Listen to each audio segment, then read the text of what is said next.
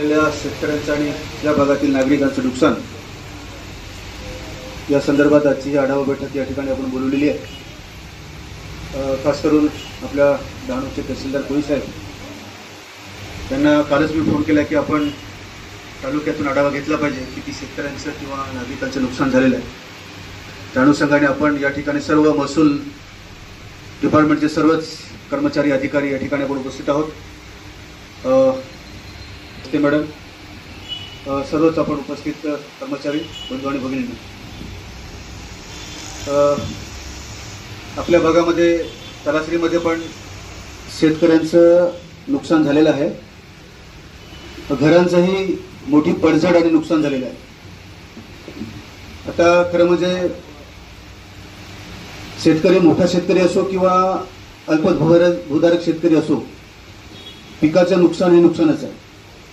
परंतु साधारणतः आपण पाहिलं तर आपल्या तलासरी आणि डहाणू ओव्हरऑल पालघर जिल्ह्यामध्ये ग्रामीण भागामध्ये हा अल्पभूधारक शेतकरी आहे आणि तो पूर्णतः वर्षभर त्याच्या शेतामध्ये आपलं मुख्यतः पीक आहे भात आणि त्याच्यावर तो अवलंबून असतो।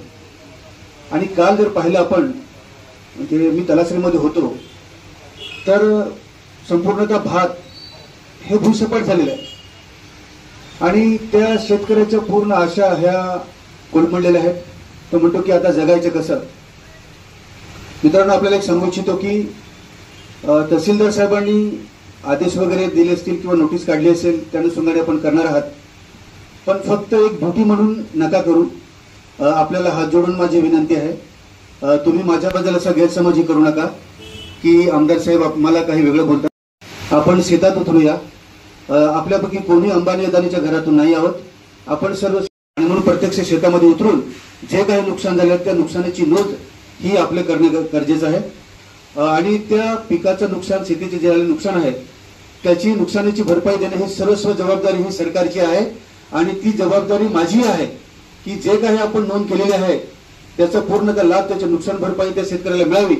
म्हणून सरकार दरबारी किंवा असेंब्लीमध्ये त्याच्याबद्दल मी बोलेन की माझ्या भागातला शेतकरी हा अल्पभूधारक आहे आणि तरी सुद्धा तो पीक घेतल्यानंतर पण तो बऱ्याचसा आजी बहुतांशी दुसऱ्या ठिकाणी कुठेतरी वीट भट्टीच्या ठिकाणी कामावर जाणे किंवा रेती उपसा अशा ठिकाणी तो जातो आणि त्याला आमच्या भाषेमध्ये म्हणतात की जगायला गेला। म्हणजे त्याच्या गावामध्ये रोजगार नसल्यामुळे तो बाहेर जातो रोजगारासाठी आणि मग तिकडून आल्यानंतर पावसाळ्याभर त्या शेतीमध्ये जे काही भात पिकाला देतो तो अवलंबून असतो। म्हणून आपल्याला विनंती आहे की आपण जे काय असेल नुकसान झालेलं त्याची नोंद करावी, त्याचा पाठपुरावा आपणही करणारच आहोत, तहसीलदार साहेब करतील, परंतु सरकारशी या भागाचा लोकप्रतिनिधी म्हणून माझी जबाबदारी तुम्ही करणार।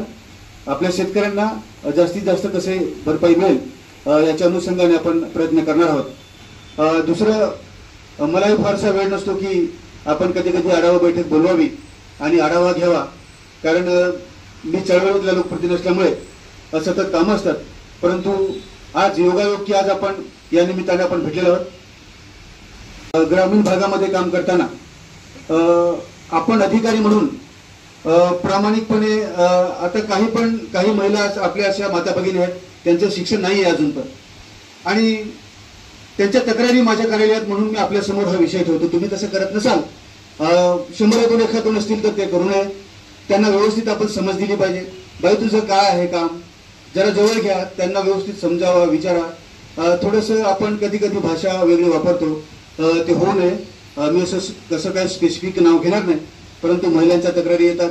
सर्व आजूबाजूची गावं आहेत त्या ग्रामस्थांना बोलून कुठे आपल्याला तसं व्यवस्था करता येईल की भविष्यामध्ये अशी जर अतिवृष्टी झाली तर ते पाणी ओहळ्यामध्ये किंवा नदीमध्ये ते कसं त्याचं पाण्याचा एक सोर्स जाईल अशा पद्धतीचाही आपल्याला विचार करावा लागेल। तर या प्रसंगी मी एवढं सांगेन की व्यवस्थितपणे आपण खाली जाऊन बांधावर न राहता शेतात जाऊन त्या शेतकऱ्याशी एक संयमाचे डायलॉग करून त्याचं नुकसान जे झालेलं आहे त्याच्यावर तुम्ही नोंद करावी, हे आपलं काम आहे। त्याच्यानंतर पुढचं काम इथे बीडीओ मॅडम आहेत, तहसीलदार साहेब आहेत, हे काम करतील। ते मंत्रालयापर्यंत गेल्यानंतर तिथे पाठपुरावा करण्याची जबाबदारी माझी आहे आणि आपण सर्वांनी एकत्रितपणे ते काम करूया आणि आपल्या भागातला जो नागरिक आहे, जे घराचं नुकसान झालं, जे शेतीचं नुकसान झालं, त्याला आपण न्याय मिळवून देऊया। एवढंच या प्रसंगी अपेक्षा व्यक्त आपल्या सर्वांकडून करतो आणि थांबतो। धन्यवाद।